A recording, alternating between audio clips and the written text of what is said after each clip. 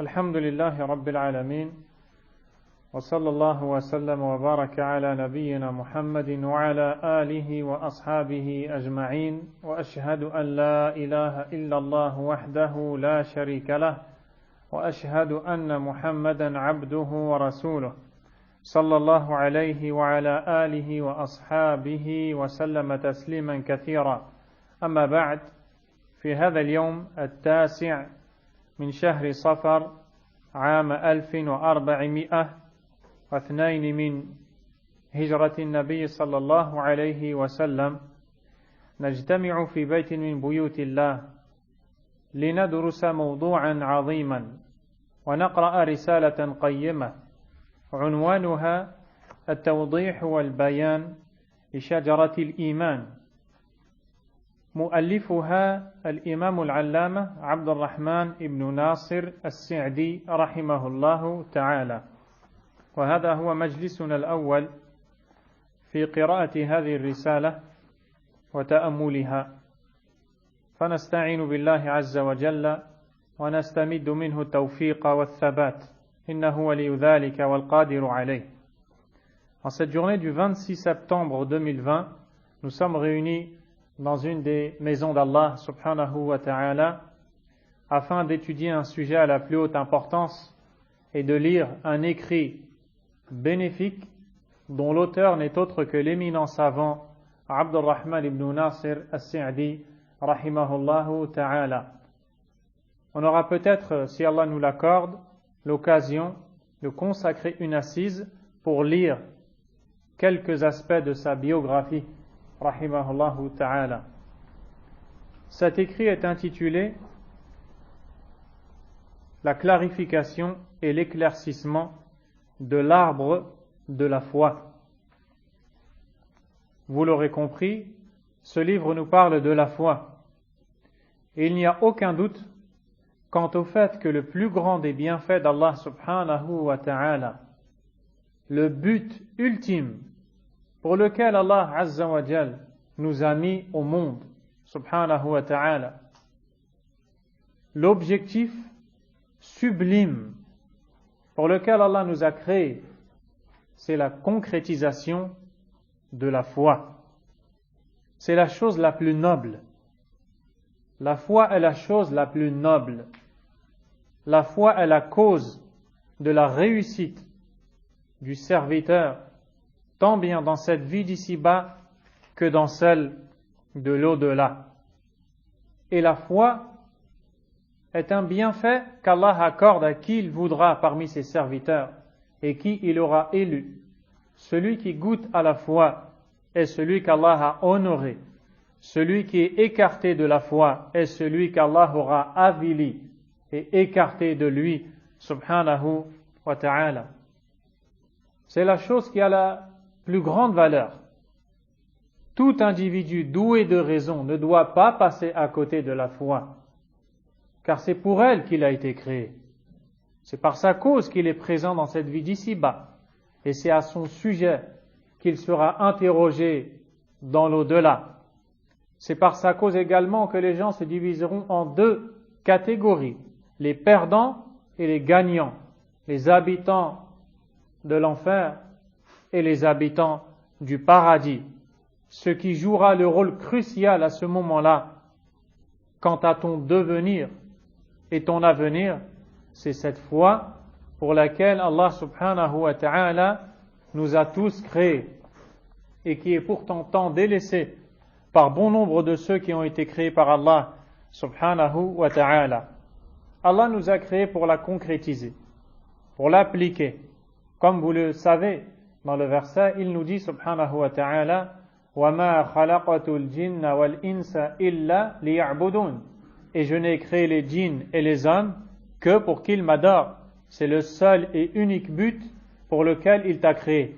Non pas pour manger et boire, jouir des plaisirs, assouvir tes désirs, mais plutôt pour l'adorer.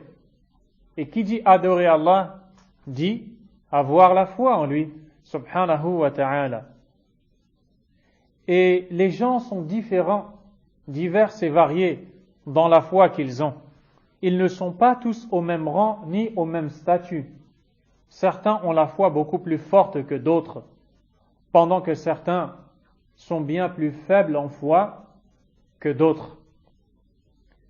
L'image de la foi dans le cœur du croyant est semblable à celle d'un arbre immense dont les racines sont implantées solidement au sol, produisant des fruits. Allah subhanahu wa ta'ala a, dans son noble livre, dans Surat Ibrahim, alayhi salam, mentionné un exemple, une parabole, une comparaison entre une belle parole qui est celle de la foi dans le cœur du croyant et un bel arbre. Et c'est ce dont nous allons parler, insha'Allah ta'ala. Ainsi, les savants de l'islam ont sensibilisé la communauté de Muhammad sallallahu alayhi wa sallam sur ce sujet qui a la plus grande valeur, une valeur inégalée, inégalable. Ils ont, à cet effet, écrit différents ouvrages et rédigé plusieurs sujets concernant la foi, sa réalité, son importance, ses mérites et autres points encore relatifs à la foi. Parmi ces écrits, celui de l'imam, l'éminent savant Abdurrahman ibn Nasir as-Sa'di, rahimahullah, le très grand savant qui fut l'enseignant peut-être principal du très grand savant Muhammad ibn Salih al-Uthaymin, rahimahullah ta'ala, et qui fut également l'auteur d'un tafsir, d'une exégèse du livre d'Allah, un livre explicatif des sens du livre d'Allah subhanahu wa ta'ala. Il a donc transmis à travers son livre et son épître la valeur de la foi, et il a basé cet écrit et son ouvrage sur un verset du livre d'Allah, celui qui fera l'objet notamment de notre étude, insha'Allah ta'ala, qui est la parole d'Allah subhanahu wa ta'ala, Alam tara kayfa daraba Allahu mathalan kalimatan tayyibatan ka shajaratin tayyibah asluha thabit wa far'uha fis sama' tu'ti ukulaha kulla hinin bi'idhni rabbiha wa yadribu Allahu al-amthala lin-nasi la'allahum yatadhakkarun. Dans le sens rapproché de ce noble verset, Allah subhanahu wa ta'ala nous dit: n'as-tu pas vu comment Allah propose en exemple une bonne parole, pareille à un bel arbre dont les racines sont fermes et les branches s'élancent dans le ciel. Il donne à tout instant ses fruits par la grâce de son Seigneur. Allah propose ces exemples aux gens afin qu'ils se souviennent. Ce verset, il est immense. Mais tout d'abord, avant de l'étudier, sachez que dans le Coran, dans le livre d'Allah subhanahu wa ta'ala, Allah a proposé à ses serviteurs des paraboles, des exemples, des comparaisons.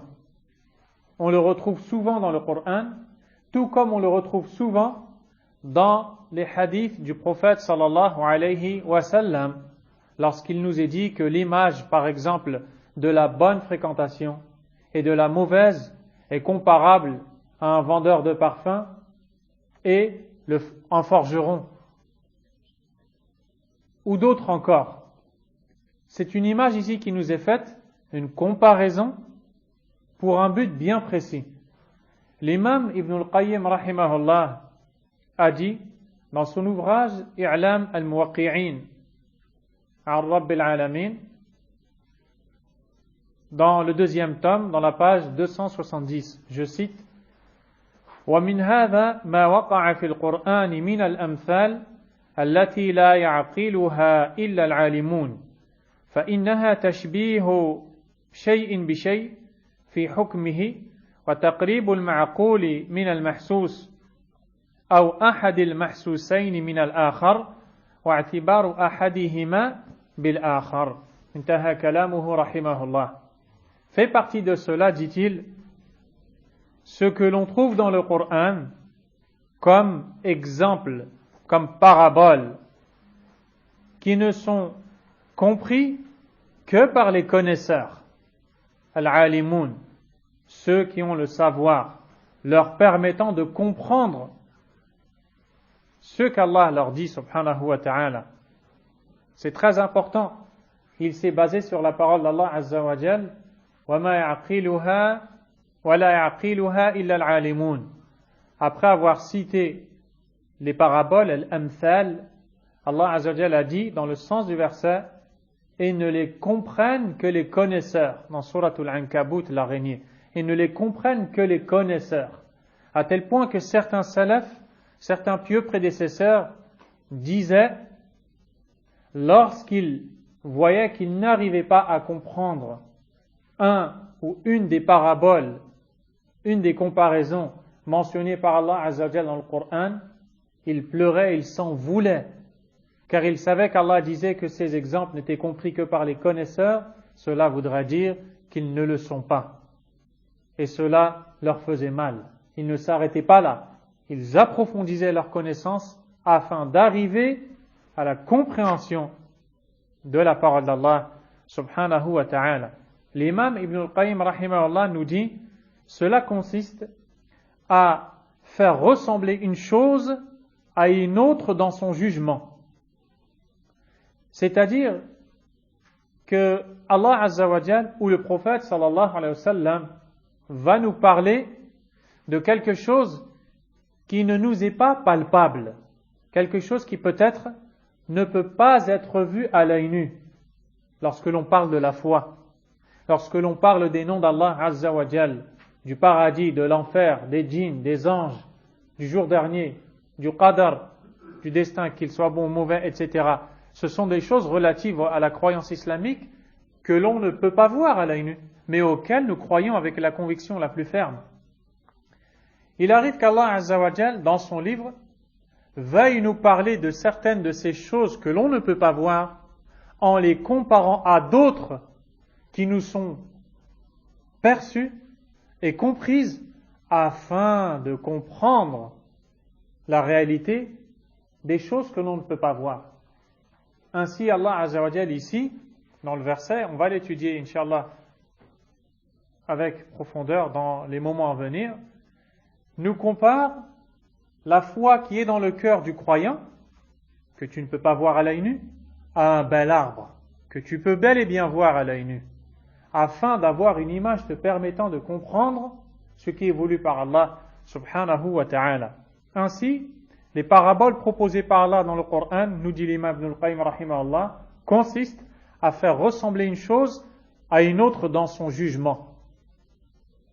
Tout comme un bel arbre produit des fruits, l'arbre de la foi dans le cœur du croyant en produit aussi. Elles sont les bonnes actions, notamment. وَتَقْرِيبُ الْمَعْقُولِ مِنَ الْمَحْسُوسِ. Et à travers les paraboles, Allah fait le rapprochement entre quelque chose de palpable et quelque chose de raisonnable. C'est-à-dire quelque chose qui est compris, mais qui n'est pas palpable, qui n'est peut-être pas visible. Si je te disais, montre-moi la foi, tu pourrais le faire, mais c'est quelque chose qui pour toi est raisonnable. Tu as compris ce que c'est. أو أحد المحسوسين من الآخر. Et des fois, les paraboles consistent aussi à rapprocher deux choses palpables pour les comparer. واعتبار أحدهما بالآخر. Voilà ce que sont les paraboles qu'Allah nous propose dans son livre subhanahu wa ta'ala. Et dans le Coran, on va trouver des paraboles dans la comparaison entre le tawhid et le shirk, entre la récompense d'Allah et son châtiment, entre les gens de la guidée et les gens de l'égarement. Quand Allah subhanahu wa ta'ala nous dit وَمَنْ يُشْرِكْ بِاللَّهِ, et quiconque associe à Allah, quiconque adore un autre qu'Allah et donne le droit d'Allah à un autre que lui. Une parabole arrive, écoutez la suite. فكأنما ومن يشرك بالله فكأنما خر من السماء. C'est comme s'il s'effondrait du ciel. فكأنما خر من السماء فتخطفه الطير. Et qu'il était, comment dirais-je, qu'il était happé exactement par les rapaces, les oiseaux tels que les aigles et autres. فَتَخْطَفُهُ الطَّيْرُ أَوْ تَهْوِي بِهِ الرِّيحُ فِي مَكَانٍ سَحِيقٍ. Ou que le vent le propulsait, un vent violent, le propulsait dans un endroit lointain. Vous avez compris? Tu penses, Walid? Qui pense avoir compris cette parabole? Vous êtes prudent. Vous avez raison. Dites Allahu A'lam. Barakallahu fikum. L'imam Ibn al-Qayyim rahimahullah nous explique cette parabole. Écoutez la science. Et voyez la différence entre ce moment-là, où vous ne savez pas ce que l'on peut tirer de ce verset, et le moment qui va arriver dans un instant, où vous allez savoir ce que l'on peut tirer de ce verset. Et là, vous comprendrez combien vous avez été honoré et gratifié par Allah subhanahu wa ta'ala. L'imam Ibn al-Qayyim rahimahullah nous dit, dans son livre I'lamul Muwaqqi'in, dans le passage, le chapitre concernant l'explication des paraboles du Coran, il les a expliquées, rahimahullah. Ici, Allah Azza wa Jal fait la comparaison entre celui qui a le tawhid et celui qui l'a délaissé. En disant, dans le sens du verset, et quiconque associe Allah, c'est comme s'il s'effondrait du ciel. Pourquoi cette parabole? Pourquoi cette comparaison particulièrement? Parce que celui qui est dans le tawhid, celui qui n'adore qu'Allah subhanahu wa ta'ala, est comparable, tellement il a été élevé par Allah, de par le tawhid, à celui qui est au ciel. Et celui qui délaisse le tawhid parce qu'il l'associe à Allah et il adore un autre que lui, il est comparable à celui qui a choisi de délaisser le fait d'habiter le ciel, l'endroit le plus haut, pour retomber au plus bas. Celui qui adore un autre qu'Allah Azza wa Jal va chuter, il va être rabaissé par Allah, avili, et il va tomber de haut, parce qu'il a délaissé la hauteur qui ne peut être acquise que par le tawhid. On continue? Aw takhtafuhu at-tayr, ou que les rapaces venaient le happer en plein vol. Qu'est-ce que cela veut dire? Il s'agit donc d'une personne, et je vous laisse maintenant vous imaginer cette personne tombant du ciel, sachant qu'elle n'a pas d'issue. Qu'est-ce qu'il adviendra d'elle? Elle va mourir. Pendant qu'elle chute, elle sait qu'elle est en train de tomber et que la mort n'est que de plus en plus proche d'elle. Et en plus de cela, pendant qu'elle chute, imaginez-vous des rapaces qui viendraient la happer, la déchiqueter, la dévorer. Double souffrance. C'est l'état de la personne qui est associée à Allah Azza wa Jal. Et ces rapaces sont en réalité les shayatin, les démons, qui ont tenté cette personne à tel point qu'elle a succombé à leur tentation en associant à Allah un autre que lui. Pour cela, Allah Azza wa Jal a dit: Alam tara anna arsalna ash-shayatin 'ala al-kafirin ta'uzzuhum azza.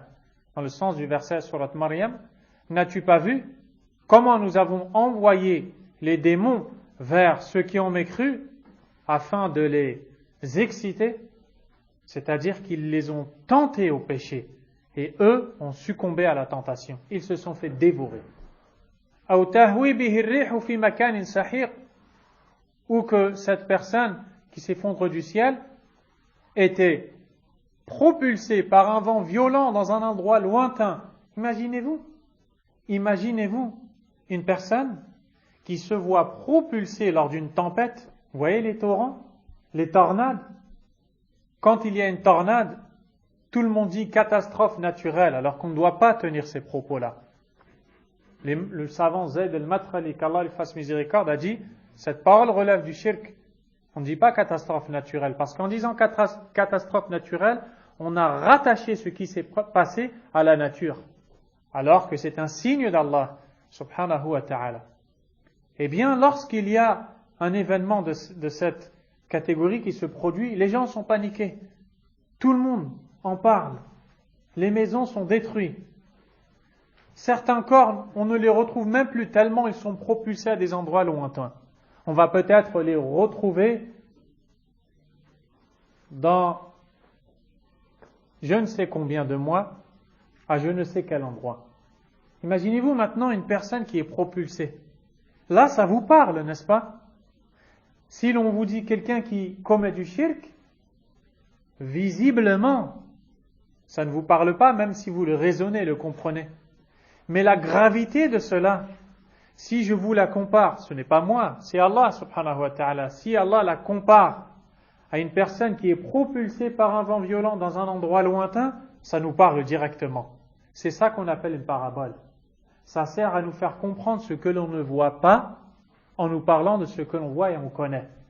Eh bien, celui qui associe Allah Azza wa Jal, il a été propulsé par un vent violent dans un endroit lointain. Et ce vent violent qui a propulsé la personne vers le shirk, ce sont les passions qu'elle a suivies. On pourrait s'étaler encore et encore dans les paraboles, mais ce n'est pas le but. On voulait simplement montrer que les paraboles ont une sagesse énorme dans le livre d'Allah subhanahu wa ta'ala. Et très nombreuses sont les paraboles dans le Coran. Et dans ce verset que l'on va étudier, nous allons voir qu'Allah Azza wa Jal va faire ressembler une bonne parole, qui est la foi, présente dans le cœur du croyant, à un bel arbre. D'après vous, si je vous posais la question, je m'adresse à ceux qui ne connaissent pas le hadith ou qui n'en ont pas entendu parler. Il y a parmi les arbres un dont les feuilles ne tombent pas. Il ressemble au croyant. Son exemple est comme celui du croyant. D'après vous, de quel arbre s'agit-il? Un arbre dont les feuilles ne tombent pas, cet arbre ressemble au croyant. Quel est cet arbre? Telle est la question posée par le prophète alayhi salatu wassalam à ses nobles compagnons. Naam? Le palmier. Comment tu t'appelles? Mamadou. Tu le savais? Non. Tu sais que les feuilles de palmier ne tombent pas? Tu es de quelle origine? Il y a des palmiers là-bas? Masha'Allah. Il est du Mali, il n'y a pas de palmier là-bas et il sait que les feuilles du palmier ne tombent pas. Jazakallahu khayran, akhi Mamadou, qu'Allah te préserve. Et vous aussi. Effectivement, il s'agit du palmier. L'imam Muslim, rahimahullah, a un recueil de récits authentiques. Vous le connaissez. On dit toujours rapporté par Muslim. Il a été classifié par ordre de sujet. Seulement, contrairement à l'imam al-Bukhari, l'imam Muslim n'a pas noté les titres des différents chapitres. C'est l'imam al-Nawawi rahimahullah qui va venir le faire. Il va donc rendre service au livre de l'imam Muslim. Ainsi, lorsque vous ouvrez le livre de l'imam Muslim et que vous voyez les noms des chapitres, ils viennent de l'imam al-Nawawi rahimahullah ta'ala. L'imam al-Nawawi a dit dans le Sahih Muslim, dans le chapitre intitulé Kitab Sifat al-Qiyamah wal Jannati wal Nar, chapitre concernant la description de la résurrection, du paradis et de l'enfer, Bab, sous-chapitre Mathalul mu'mini mathalun nakhla. L'image du croyant est celle du palmier. L'image du croyant est celle du palmier. C'est le nom du sous-chapitre.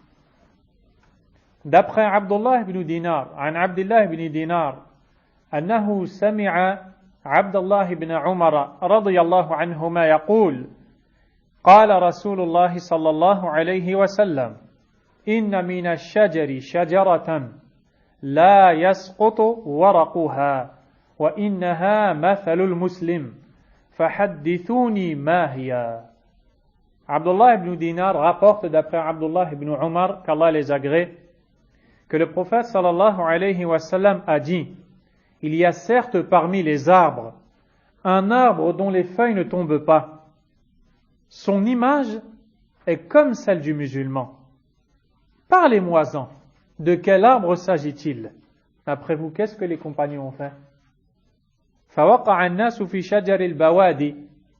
Les compagnons se sont mis à conjecturer ou à émettre des avis quant aux arbres des différentes vallées.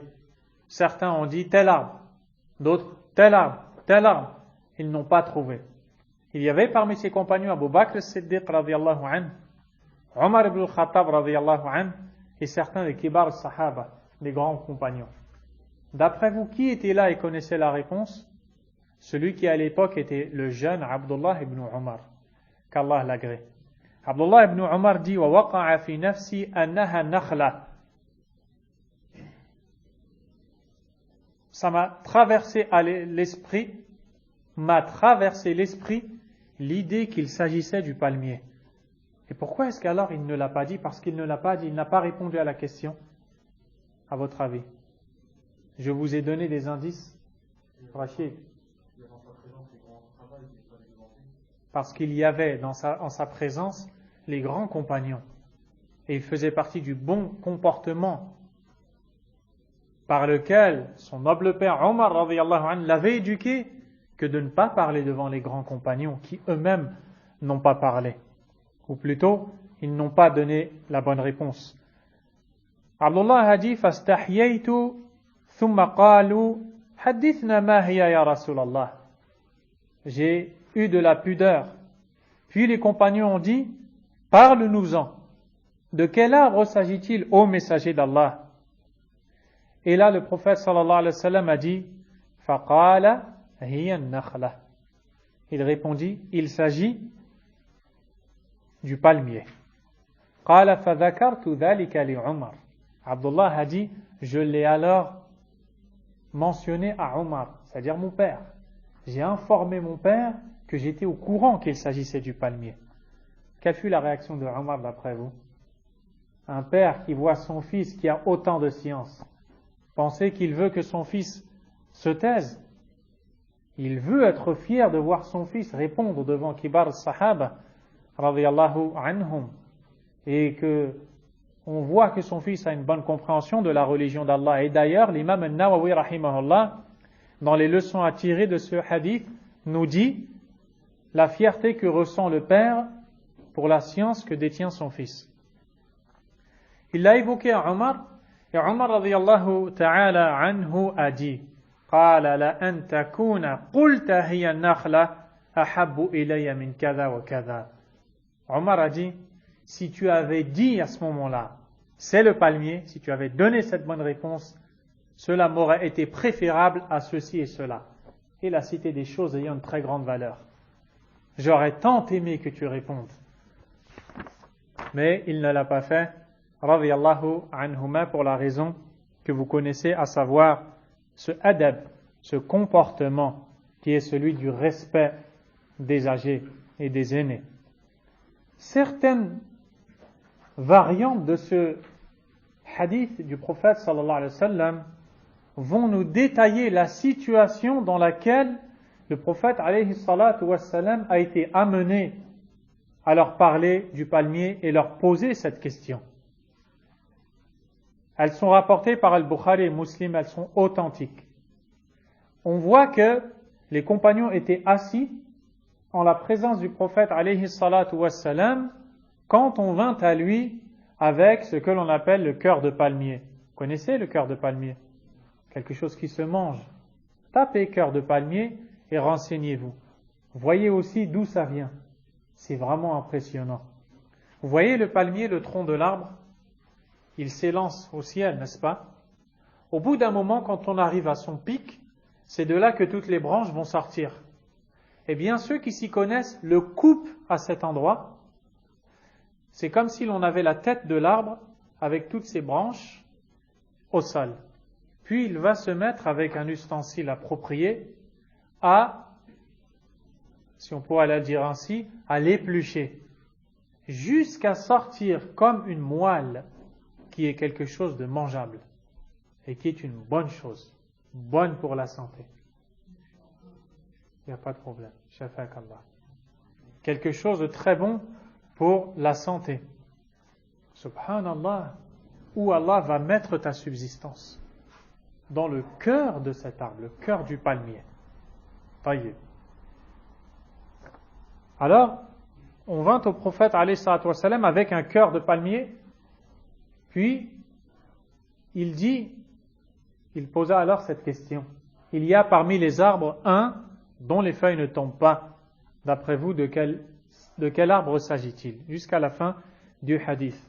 L'imam al-Nawawi, rahimahullah, va nous montrer les conclusions que l'on tire de ce récit, les points bénéfiques, parmi lesquels le mérite du palmier. Le palmier est le meilleur des arbres. Le palmier est sans le moindre doute le meilleur des arbres parce qu'il a été choisi par Allah Azza wa Jal dans le Coran en comparaison à la foi, et la foi est la meilleure des choses. Et pour comparer la foi à quelque chose, à savoir ici un arbre, il s'agit forcément du meilleur des arbres.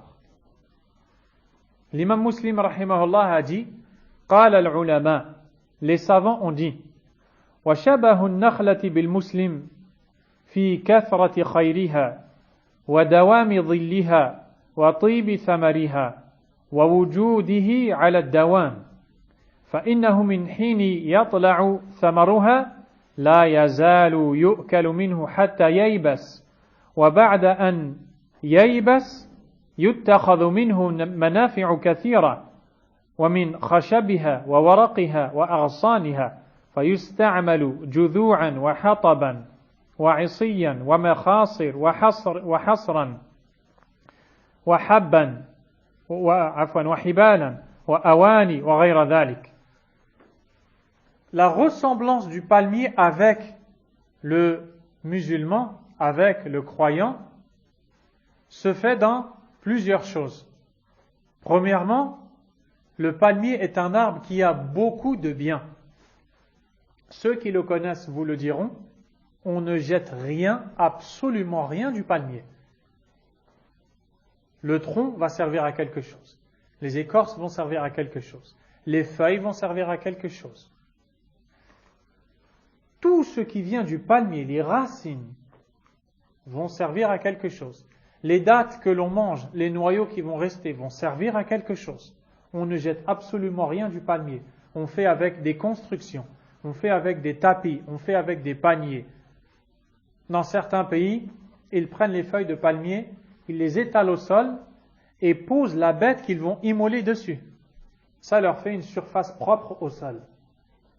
Et d'autres utilités encore qui vont être citées notamment ici par l'imam al-Nawawi rahimahullah. La ressemblance du palmier avec le musulman se fait dans le fait qu'il y a beaucoup de biens. De même, le croyant a beaucoup de biens par sa foi, par sa conviction, sa proximité avec Allah et les bonnes actions qu'il fait. Par la constance de son nombre. Le palmier est un arbre qui est fermement enraciné au sol et qui donc, lorsque la chaleur se fait intense et que le soleil frappe d'un sens, de l'autre sens, c'est l'ombre de ce palmier que l'on verra. C'est pour cela que ceux qui connaissent les palmeraies vont s'y abriter lors de fortes chaleurs. Ils se mettent sous l'ombre des palmiers et ils se sentent complètement rafraîchis. De même le croyant. Le croyant abrite. وَطِيبِ ثَمَرِهَا, les bons fruits que produit le palmier. Le croyant en est aussi. Il produit des bons fruits. Il fait de bonnes actions. وَوُجُودِهِ عَلَى الدَّوَامِ, la présence constante du palmier. Il en est de même pour le croyant qui est ferme dans sa religion. Le palmier, nous dit l'imam al-Nawawi rahimahullah, depuis sa poussée, vous savez que le palmier nous donne des fruits. Quels fruits nous sont donnés par le palmier? Les dattes. Seulement les dattes? Les noix de coco. Et d'autres encore dont je ne connais pas les noms. L'essentiel, c'est que, on va prendre l'exemple ici des dattes. Toute l'année, ou au long de l'année plutôt, le palmier va nous donner des dattes qui seront de plusieurs catégories. Il y a ce que l'on appelle al-balah. Vous les voyez, elles sont vendues actuellement dans les marchés. Elles sont très dures, elles sont de couleur jaune. Elles se mangent comme tu mangerais une pomme. N'est-ce pas? Elles sont sucrées. Et plus sèches que la date quand elle est humide. Ensuite, si on laisse al-balah mûrir, il va se transformer. Il va devenir autre chose qu'on appellera al-busr. Puis si on le laisse mûrir, il va se transformer, il va devenir al-rutab. Al-rutab, c'est ce qui est mis dans des pots en plastique, qui est réfrigéré. Si bien que quand on le sort du frais, ils font comme du miel. Et ensuite, ça devient un tamr, la date que vous connaissez tous. Il y a même peut-être d'autres étapes que je ne connais pas. Wallahu ta'ala a'lam.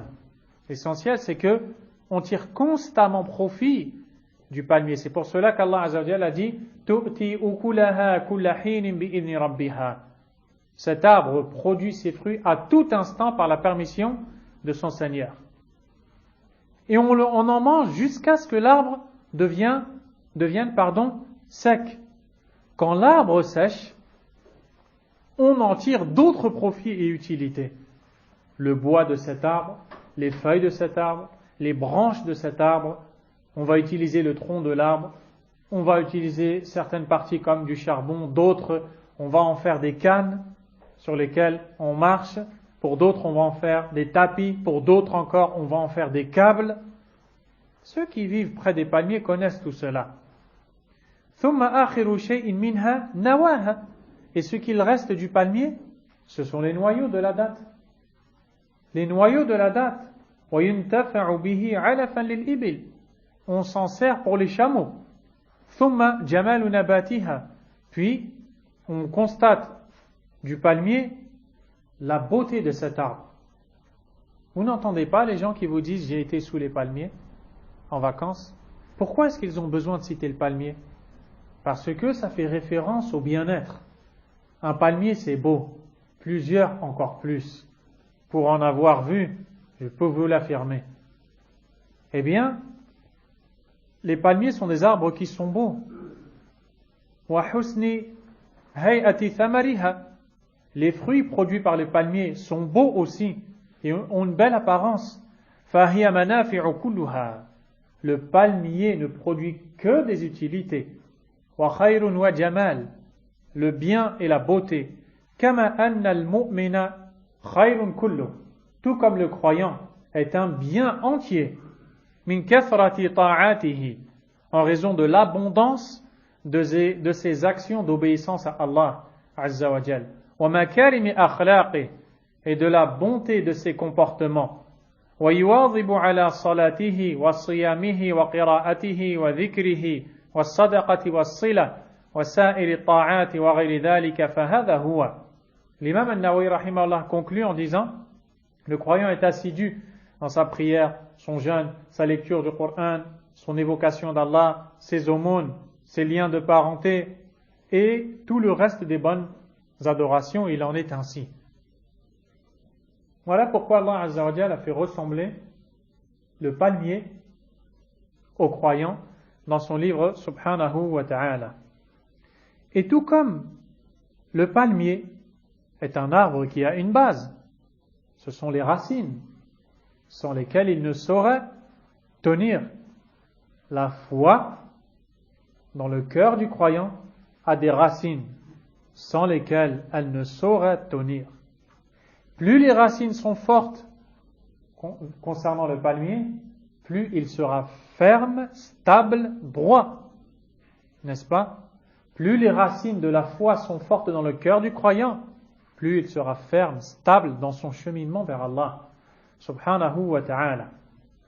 Les racines du palmier sont fermes dans la terre, les racines de la foi sont fermes dans le cœur. Comme vous le savez, la foi a 6 racines. La foi en Allah, en ses anges, en son livre, en ses prophètes, au jour dernier, et au destin, qu'il soit bon ou mauvais.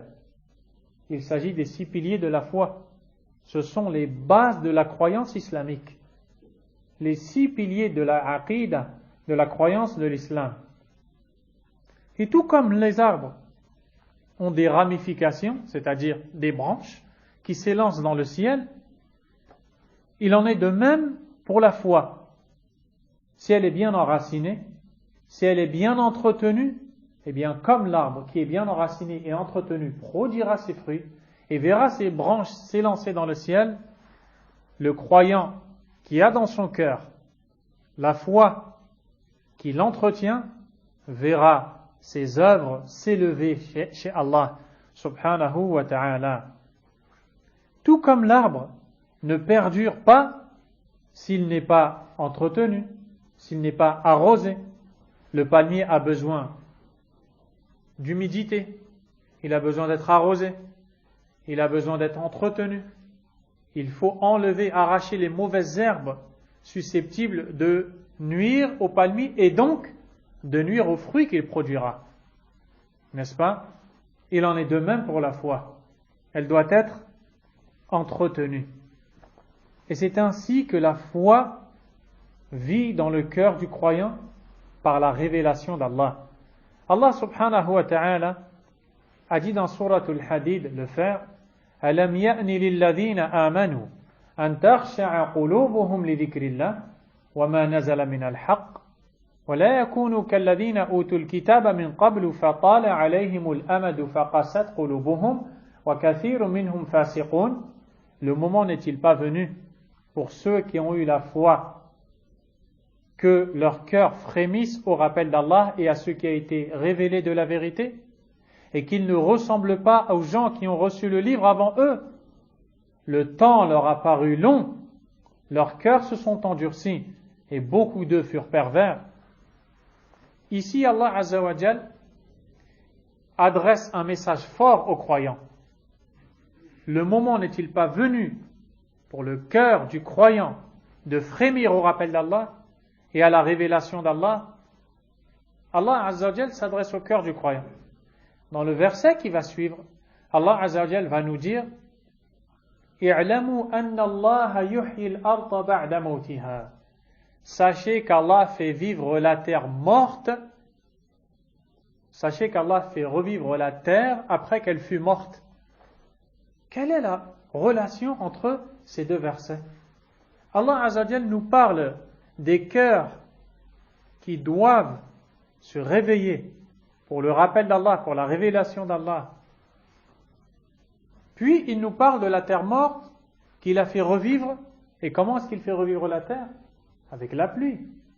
C'est avec la pluie que les végétaux vont pousser et que la terre va vivre, n'est-ce pas?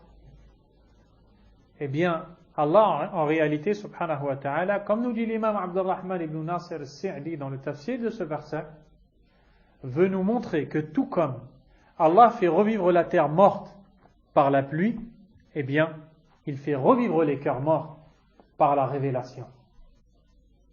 On pourrait dire que la révélation est pour le cœur comme la pluie est pour la terre. Plus elle est abondante et bonne, plus la terre va vivre, respirer et produire des végétaux. Plus tu nourris ton cœur par cette pluie de révélation, par cette pluie de versets du livre d'Allah et de hadith du prophète sallallahu alayhi wa sallam, plus ton cœur va se réveiller, s'éveiller, et il va produire non pas des végétaux, mais des bonnes actions, des bonnes paroles, des bons comportements. Et ça, c'est tout simplement quelque chose d'immense. N'est-ce pas qu'Allah Azza wa Jalla a dit Ya ayyuhalladhina amanu stajibu lillahi wa lirrasoul idha da'akum lima yuhyikum. Ô vous qui avez eu la foi, répondez à l'appel d'Allah et du messager quand il vous appelle à ce qui vous fait vivre. Les ordres d'Allah Azza wa Jal vous font vivre, ô vous les croyants. Vos cœurs vivent par les ordres d'Allah. Cela veut dire que par le délaissement des ordres d'Allah, vos cœurs meurent. Les cœurs commencent par tomber malades, Puis s'ils se laissent aller dans la maladie, ils vont jusqu'à mourir. Et quand le cœur est mort, la révélation ne lui est plus profitable. Le rappel d'Allah ne lui est plus d'aucune utilité. Il ne sait pas tirer profit des sens du livre d'Allah. Et il donne l'importance à la dunya. Il s'accroche à elle, il l'aime. Il ne peut pas s'en séparer. Il se sent enrichi alors qu'il est pauvre. Qu'Allah nous en préserve. Allah Azza wa Jal a dit au sujet de ceux qui étaient morts par l'abandon du tawhid et qui ont vu leur cœur revivre et renaître par le tawhid et la foi. أَوَمَنْ كَانَ مَيْتًا فَأَحْيَيْنَاهُ وَجَعَلْنَا لَهُ نُورًا يَمْشِي بِهِ فِي النَّاسِ كَمَنْ مَثَلُهُ فِي الظُّلُمَاتِ لَيْسَ بِخَارِجٍ مِنْهَا. Est-ce que celui qui était mort et à qui nous avons rendu la vie et accordé une lumière par laquelle il marche au sein des gens est comme celui qui est dans les ténèbres desquelles il ne sortira jamais? Vous connaissez la réponse. Et quand Allah subhanahu wa ta'ala nous pose une question, ne pensez pas qu'il attend de nous une réponse. Mais c'est seulement pour attirer notre attention sur le fait qu'il est impossible qu'une personne marchant dans les ténèbres desquelles elle ne pourrait jamais sortir serait semblable à une autre qui fut morte et à qui on rendit la vie, si bien qu'elle marche avec une lumière auprès des gens. Quel est ce nour? Le tawhid, la foi, l'iman, l'unicité d'Allah, al-wahi, la révélation d'Allah subhanahu wa ta'ala. Voilà comment est celui qui délaisse le tawhid, il est mort. Voilà comment est celui qui va vers le tawhid, va vers la foi, il vit. Et c'est la vraie vie. Vous avez donc compris combien est grande l'importance de ce sujet. Et ce livre est bénéfique et magnifique. Si j'étais à votre place, je ne manquerais pas un cours. Et le tawfiq huwa min Allah.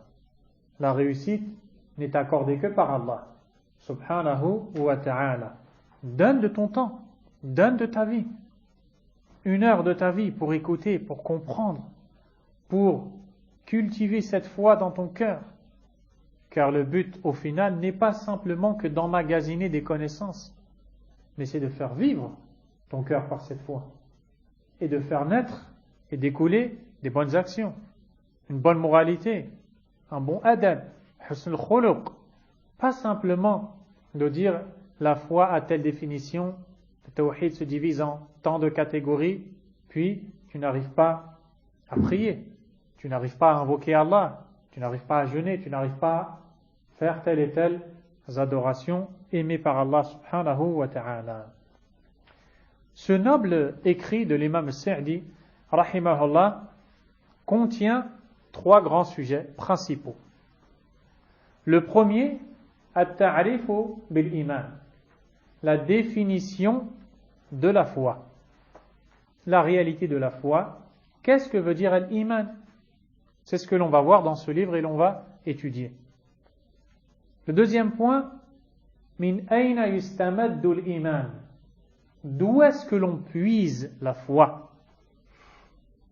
En d'autres termes, les causes d'augmentation de la foi, si vous le voulez. Troisièmement, fawaidul imani wa thimaruhu, les fruits et effets positifs de la foi. Voilà le sujet de ce livre pour résumer. Ce livre a 3 sujets. Qu'est-ce que la foi? Comment puiser la foi? Quels sont les mérites de la foi? Voilà le sujet de ce livre. Nous allons donc commencer à lire l'introduction. وبالله التوفيق ونسأل الله أن يوفقنا إنه ولي ذلك والقادر عليه.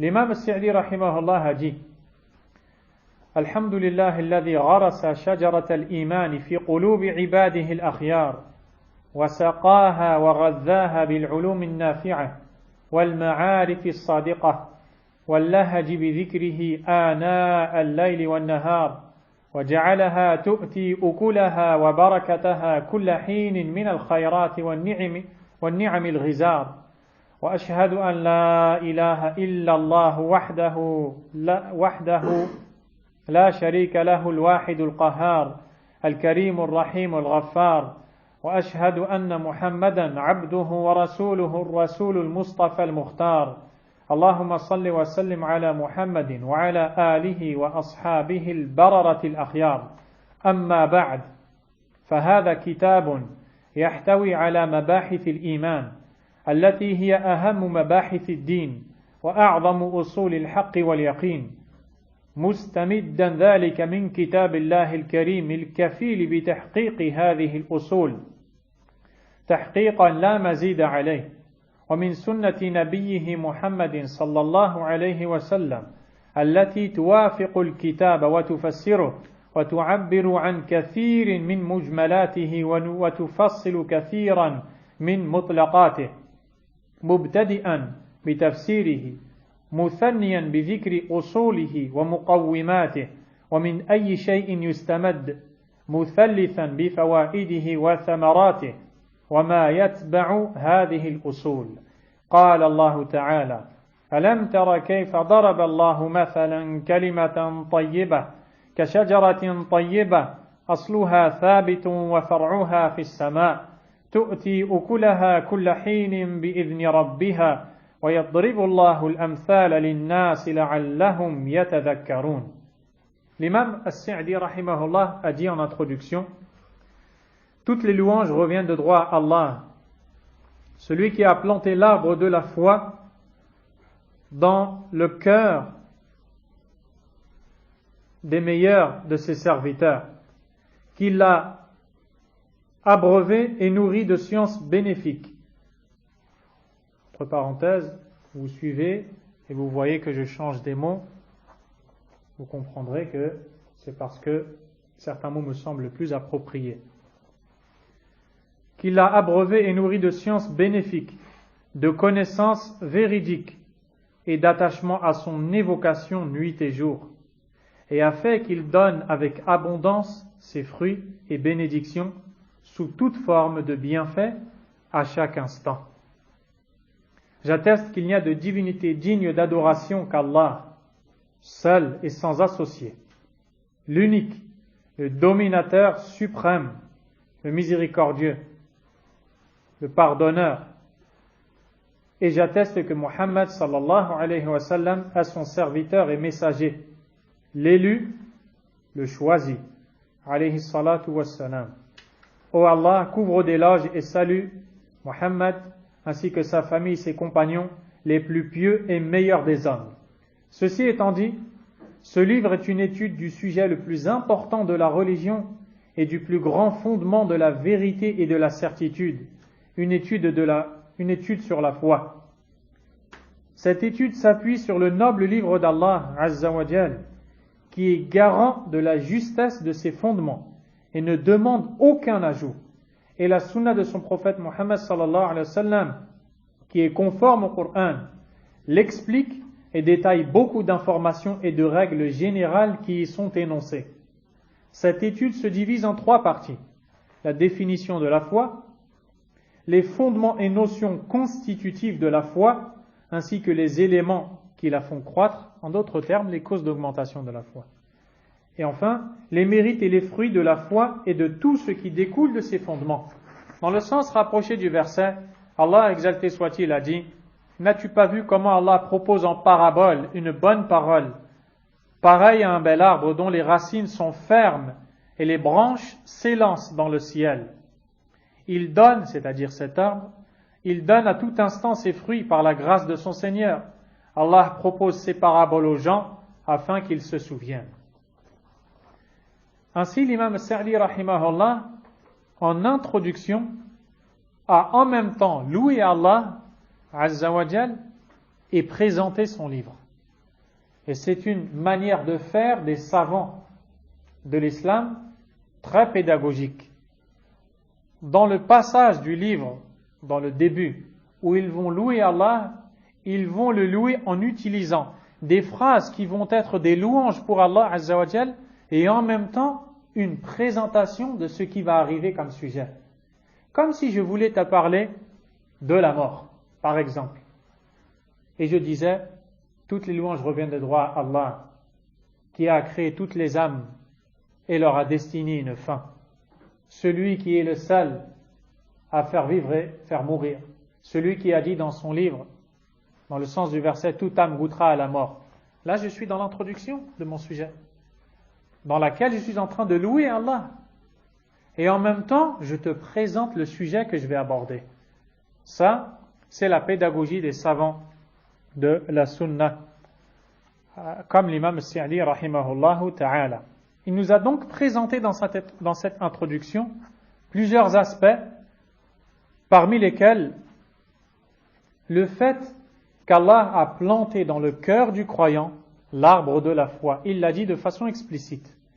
الذي غرس شجرة الإيمان في قلوب عباده الأخيار. Celui qui a planté l'arbre de la foi dans le cœur de ses serviteurs bons. Allah a planté l'arbre de la foi. Si tu as la foi, c'est qu'Allah te l'a accordé. Dans Surat al-Hujurat, Surat numéro 49, Allah Azza wa Jal, s'adressant aux croyants, a dit وَلَكِنَّ اللَّهَ حَبَّبَ إِلَيْكُمُ الْإِيمَانِ وَزَيَّنَهُ فِي قُلُوبِكُمْ. Mais Allah vous a fait aimer la foi et l'a embellie dans vos cœurs, jusqu'à la fin du verset. Cette foi qui a pénétré ton cœur et qui s'y est installée n'a pu l'être que parce qu'Allah te l'a accordé. Allah est celui qui a planté dans les cœurs des croyants l'arbre de la foi. Subhanahu wa ta'ala. Et ceci est le plus grand des bienfaits d'Allah. Car cet arbre qu'il a planté dans ton cœur produit des fruits si tu sais l'entretenir, à condition que tu l'entretiennes de la meilleure des manières. Également, l'imam Sa'di rahimahullah, lorsqu'il a dit, dans le sens de sa parole, qu'il a abreuvé et nourri de sciences bénéfiques, de connaissances véridiques et d'attachement à son évocation nuit et jour, il fait une allusion. Là, il est en train de louer Allah, mais il présente son sujet et il fait une allusion. À quoi? Il fait une allusion à la manière de cultiver cette foi et de la renforcer. C'est par la révélation. Pour cela, il dit qu'il a abreuvé, Allah Azza wa Jal a planté l'arbre de la foi dans le cœur du croyant, puis il l'a irrigué, il l'a imbibé d'eau, il l'a abreuvé. Par quoi? Par le ilm, par l'ilm nafi', par la science bénéfique, par al-wahi, par la révélation. Il y a dans ton cœur un arbre et sa nourriture c'est la révélation. Al-Qur'an wa sunnah. Qala Allah, qala Rasul, sallallahu alayhi wa sallam. Ces nobles paroles qui font revivre ton cœur et qui cultivent cet arbre de la foi planté par Allah Azza wa Jal dans ton cœur. Également, l'imam Sa'di rahimahullah a montré que cette foi-là, on ne l'apprend pas selon nos propres avis, selon les idées de telle ou telle personne, les opinions que l'on peut se faire, les goûts, les envies, les désirs. Cette foi, elle a une source. Cette source est claire, la révélation d'Allah Azza wa Jal. Quand on parle de la foi, on ne parle de cette foi que ce dont Allah nous a informés. C'est pour cela qu'il dit, toujours en train de louer Allah, mais il fait une allusion à ce sujet en disant de connaissances véridiques et d'attachement à son évocation nuit et jour. La religion d'Allah, la foi, elle s'apprend dans le livre d'Allah, subhanahu wa ta'ala, quand il dit, dans le sens de sa parole, elle s'appuie sur le noble livre d'Allah, qui est garant de la justesse de ses fondements et ne demande aucun ajout. Et la sunna de son prophète Mohammed sallallahu alayhi wa sallam, qui est conforme au Coran. Cette étude qu'il vous présente, il vous sensibilise sur le fait qu'il ne l'a appuyé que sur une seule chose. Coran wa Sunnah, la révélation d'Allah subhanahu wa ta'ala. Car dans le domaine de la foi, de la croyance islamique, beaucoup se sont exprimés tantôt en suivant leur passion, tantôt en suivant des avis erronés, tantôt en suivant des choses qui ne sont pas des textes du Coran et de la Sunna. Ils ont alors fait erreur et induit en erreur autrui. Et c'est pour cette raison que des sectes sont apparues. Parce que des gens se sont mis à aborder le sujet de la foi d'une manière totalement différente de celle de l'enseignant même de la foi. Le prophète Mohammed alayhi salatu wassalam, aux croyants, la foi ne s'explique pas par des rêves, par des imaginations, par des conceptions, par des avis d'une personne, par des envies, désirs. La foi ne s'explique que par ce qu'Allah lui-même, Azza wa Jal, nous a expliqué dans son noble livre, dans le Coran. Nous parlons de la foi en Allah. Qui peut nous expliquer ce qu'est la foi en Allah mieux qu'Allah? Où est-ce que l'on peut trouver une compréhension de la foi en Allah mieux que dans le livre d'Allah subhanahu wa ta'ala?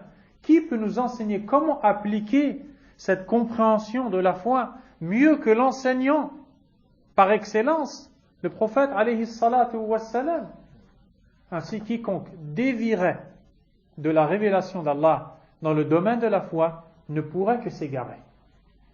Et rien n'est accepté si ce n'est le Coran et la Sunna dans le domaine de la foi.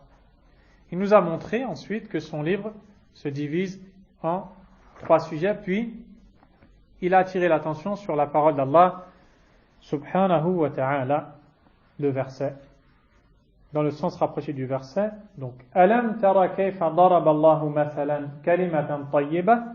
N'as-tu pas vu comment Allah propose en parabole une bonne parole? Première chose, qu'est-ce que tu remarques dans ce verset? Qui peut répondre? Non. Il pose une question. Barakallahu fik. Quelle question? Quelle question? Non. N'as-tu pas vu pour être... N'as-tu pas vu? Tu m'as devancé. J'allais dire pour quelle raison, mais bon, tu l'as dit. Pour attirer l'attention. Allah subhanahu wa ta'ala, lorsqu'il nous dit Alam tara, n'as-tu pas vu? Il veut attirer notre attention et nous inviter à méditer l'exemple qui va suivre. C'est un appel d'Allah subhanahu wa ta'ala à méditer. Et on le trouve beaucoup dans le Coran. Alam tara, n'as-tu pas vu? Ici, Allah nous appelle subhanahu wa ta'ala à méditer la comparaison, la ressemblance entre la bonne parole qui est la foi dont l'arbre est planté dans le cœur du croyant et ce bel arbre. Ici, on ne dit pas de quel arbre il s'agit, mais vous l'aurez compris, dans le hadith, le prophète alayhi salatu wassalam nous dit clairement, explicitement qu'il s'agit du palmier, en comparaison avec l'arbre de la foi planté dans le cœur. Allah tabaraka wa ta'ala nous fait donc comprendre qu'il s'agit du meilleur arbre. Pourquoi? Parce que si cet arbre a été mentionné par Allah en comparaison avec la foi qui est la chose la plus importante, au-dessus de laquelle il n'y a rien, eh bien il s'agit du meilleur des arbres d'Allah tabaraka wa ta'ala. D'ailleurs, un autre arbre béni a été mentionné dans le Coran. Il s'agit de quel arbre? L'olivier. Barakallahu fikum. Et d'autres aussi. Quoi qu'il en soit, nous sommes dans le palmier. Le palmier est un bel arbre. Dans Sahih al-Jami' al-Saghir de l'imam al-Suyuti, rahimahullah, authentifié par l'imam al-Albani, on retrouve un hadith d'après Abdullah ibn Umar radiyallahu anhuma. Le prophète alayhi salatu wa sallam a dit Mathalul mu'min, mathalun nakhla. L'image du croyant est l'image du palmier. Ma akhadhta minha min shay'in nafa'ak. Quoi que tu prennes de ce palmier, il te tirera profit. Fin du hadith. L'image du croyant est comme celle du palmier. Quoi que tu prennes du palmier, du tronc, de la feuille, des branches, des fruits, des noyaux de ces fruits, de la moelle du palmier, en d'autres termes le cœur de palmier, des écorces, de ses racines, de tout ce que tu veux qui vient du palmier, tu vas en tirer profit. C'est ainsi que doit être le croyant. Il est semblable en cela au palmier dont on tire profit de toutes les composantes. Le croyant, on tire profit de lui dans tout et il est utile. Dans ce verset, Allah tabaraka wa ta'ala a cité 4 ressemblances entre le palmier et le croyant. La première, quand il dit kalimatan tayyibatan ka shajaratin tayyibah. Et tu n'as pas vu comment Allah propose en parabole une bonne parole, pareil à un bel arbre. Donc, le croyant, il est bon. L'arbre de la foi qui habite son cœur est bon. Et proportionnellement à la bonté de l'arbre de la foi poussant dans son cœur, le croyant va faire apparaître des bonnes choses, des bonnes actions, des bonnes paroles, des bons comportements, des bonnes moralités. Pour cela, il sera dit aux habitants du paradis avant qu'ils y entrent, Salamun alaykum tibtum fadkhuluha khalidin. Paix sur vous. Vous étiez bons. Entrez-y pour y demeurer éternellement. Pourquoi est-ce que vous y entrez? Parce que vous étiez bons. Qu'est-ce qui est bon parmi les arbres? Le palmier. Également, le prophète sallallahu alayhi wa sallam a dit Inna Allaha tayyibun la yaqbalu illa tayyiba. Allah est certes bon et n'accepte que ce qui est bon. Subhanahu wa ta'ala. Le croyant, il est bon, tout comme cet arbre est bon. La deuxième ressemblance, c'est le fait de savoir que tout comme l'arbre a une racine fermement enracinée sous le sol, la foi a une racine fermement plantée dans le cœur. Troisièmement, donc ça c'est dans la parole d'Allah Azza wa Jal, asluha thabitun wa far'uha fis sama, dont les racines sont fermes. La troisième chose, anna al-far'a mumtaddun fis sama, le fait que les branches s'élancent dans le ciel. La foi a des fondations solidement plantées dans le cœur. Elle va produire des belles branches qui, proportionnellement à la solidité des fondations, s'élèveront et deviendront de plus en plus belles, de plus en plus fructueuses. Il en est de même pour la foi du croyant dans le cœur. Plus il connaît Allah, plus ses actes sont bons. Quatrième comparaison faite dans ce verset, c'est dans la parole d'Allah Azza wa Jal, tu'ti ukulaha kulla hinin bi'idni rabbiha. Dans le sens du verset, cet arbre donne à tout instant ses fruits par la permission. C'est pas par la grâce, c'est par la permission de son Seigneur. Subhanahu wa ta'ala. Eh bien, il en est de même pour l'arbre de la foi dans le cœur. Quand il est bon, le croyant qui a la foi dans le cœur va faire toutes sortes de bonnes actions et à tout instant, à chaque moment.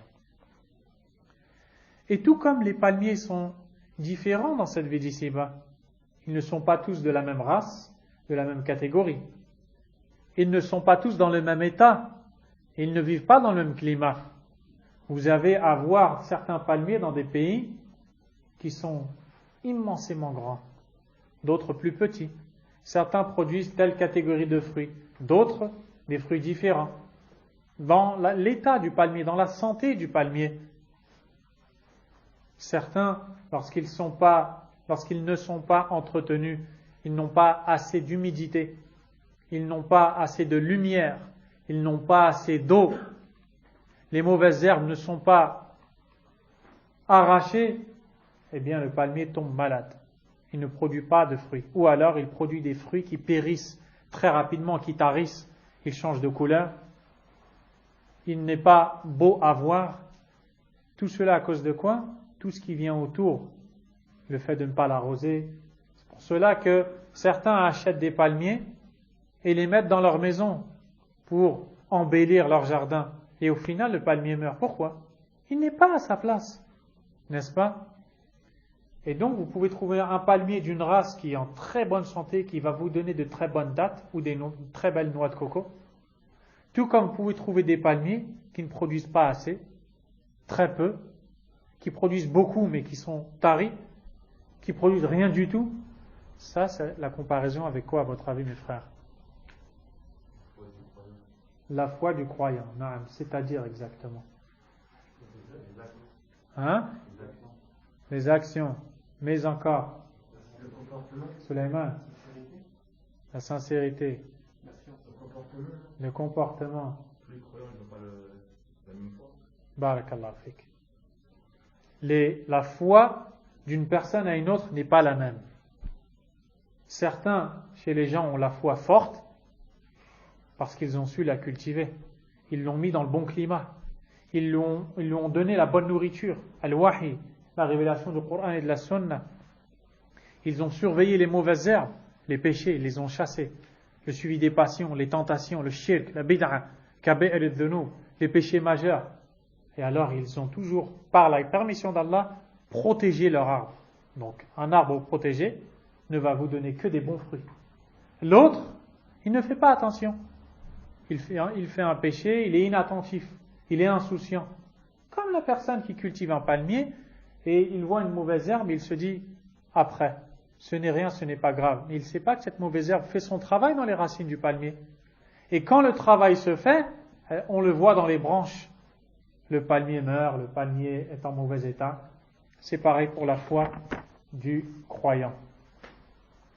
On va s'arrêter ici, Inch'Allah Ta'ala, et on reprendra la suite demain.